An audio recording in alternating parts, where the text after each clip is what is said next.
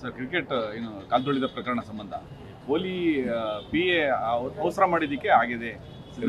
ಸಿದ್ದರಾಮಯ್ಯ ಅವ್ರ ಮೇಲೆ ಕೊಹ್ಲಿ PA ಅವರು ಅವಸರ ಮಾಡಿದ್ರು. ಆ ಸಂದರ್ಭದಲ್ಲಿ ಇವತ್ತೇ ಕಾರ್ಯಕ್ರಮ ಮಾಡಬೇಕು ಅಂತ ಹೇಳಿ ಹಾಗಾಗಿ ಕಾಲ್ತುಳಿತ ಆಯಿತು. ಸ್ವತಃ ಮುಖ್ಯಮಂತ್ರಿಗಳು ಟ್ವೀಟ್ ಅನ್ನ ಮಾಡಿ ವರದಿ ಬಂದಿದೆ. ಇವತ್ತು IPL RCB ಟೀಮಿಗೆ ನಾವು ಸನ್ಮಾನ ಮಾಡ್ತಾ ಇದ್ದೇವೆ, ತಾವೆಲ್ಲರೂ ಬರಬೇಕು ಅಂತೇಳಿ ಅವರೇ ಕರೆನ ಕೊಟ್ಟಿರುವಂಥದ್ದು. ಸತ್ಯವನ್ನು ಮರೆಮಾಚಿ ಕೇವಲ RCB ಟೀಮ್ ಮೇಲೆ KSCA ಮೇಲೆ ಹೇರ್ತಕ್ಕಂಥ ಒಂದು ಷಡ್ಯಂತ್ರ ಕುತಂತ್ರ ಇದರಿಂದ ಇದೆ. ಹಾಗಾದರೆ ಮುಖ್ಯಮಂತ್ರಿಗಳು ಅವತ್ತು ಬಹಿರಂಗವಾಗಿ ಟ್ವೀಟ್ ಮಾಡಿದ್ದು ಸುಳ್ಳು. ಹಾಗಾದರೆ DK ಶಿವಕುಮಾರ್ ಅವರು ಚಿನ್ನಸ್ವಾಮಿ ಸ್ಟೇಡಿಯಮಲ್ಲಿ ಅವರಿಗೆ ಸನ್ಮಾನ ಮಾಡಬೇಕು, ಸಿದ್ದರಾಮಯ್ಯನವರು ವಿಧಾನಸೌಧದ ಮುಂದೆ RCB ಪ್ಲೇಯರ್ಸ್ಗೆ ಸನ್ಮಾನ ಮಾಡಬೇಕು, ಇವರ ಏನು ಪ್ರತಿಷ್ಠೆ ಇತ್ತಲ್ಲ, ಪುಕ್ಕಟೆ ಒಂದು ಪ್ರಚಾರವನ್ನು ಗಿಟ್ಟಿಸ್ಕೊಳ್ತಕ್ಕಂಥ ಒಂದು ಚಟ ಏನಿತ್ತಲ್ಲ ಮುಖ್ಯಮಂತ್ರಿಗಳಿಗೆ ಉಪಮುಖ್ಯಮಂತ್ರಿಗಳಿಗೆ, ಇವರ ಹಠಕ್ಕೆ ಬಿದ್ದು ಏನು ಕಾರ್ಯಕ್ರಮವನ್ನು ನಡೆಸಿದ್ರು ಅದರ ಪರಿಣಾಮನೇ ಇವತ್ತು ಕಾಲ್ತುಳಿತ ಆಗಿರುವಂಥದ್ದು.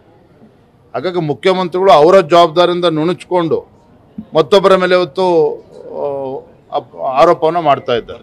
ಸರ್ ಕ್ರಿಕೆಟ್ ಏನು ಕಾಲ್ತುಳಿದ ಪ್ರಕರಣ ಸಂಬಂಧ ಕೊಹ್ಲಿ PA ಅವಸರ ಮಾಡಿದ್ದಕ್ಕೆ ಆಗಿದೆ.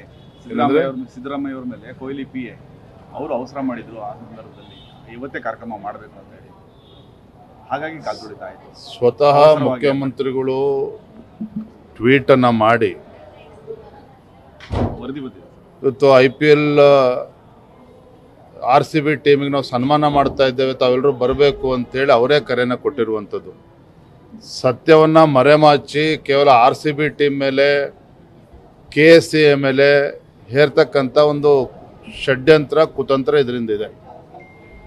ಹಾಗಾದರೆ ಮುಖ್ಯಮಂತ್ರಿಗಳು ಅವತ್ತು ಬಹಿರಂಗವಾಗಿ ಟ್ವೀಟ್ ಮಾಡಿದ್ದು ಸುಳ್ಳು. ಹಾಗಾದರೆ DK ಶಿವಕುಮಾರ್ ಅವರು ಚಿನ್ನಸ್ವಾಮಿ ಸ್ಟೇಡಿಯಮಲ್ಲಿ ಅವರಿಗೆ ಸನ್ಮಾನ ಮಾಡಬೇಕು, ಸಿದ್ದರಾಮಯ್ಯನವರು ವಿಧಾನಸೌಧದ ಮುಂದೆ RCB ಪ್ಲೇಯರ್ಸ್ಗೆ ಸನ್ಮಾನ ಮಾಡಬೇಕು, ಇವರ ಏನು ಪ್ರತಿಷ್ಠೆ ಇತ್ತಲ್ಲ, ಪುಕ್ಕಟೆ ಒಂದು ಪ್ರಚಾರವನ್ನು ಗಿಟ್ಟಿಸ್ಕೊಳ್ತಕ್ಕಂಥ ಒಂದು ಚಟ ಏನಿತ್ತಲ್ಲ ಮುಖ್ಯಮಂತ್ರಿಗಳಿಗೆ ಉಪಮುಖ್ಯಮಂತ್ರಿಗಳಿಗೆ, ಇವರ ಹಠಕ್ಕೆ ಬಿದ್ದು ಏನು ಕಾರ್ಯಕ್ರಮವನ್ನು ನಡೆಸಿದ್ರು ಅದರ ಪರಿಣಾಮನೇ ಇವತ್ತು ಕಾಲ್ತುಳಿತ ಆಗಿರುವಂಥದ್ದು.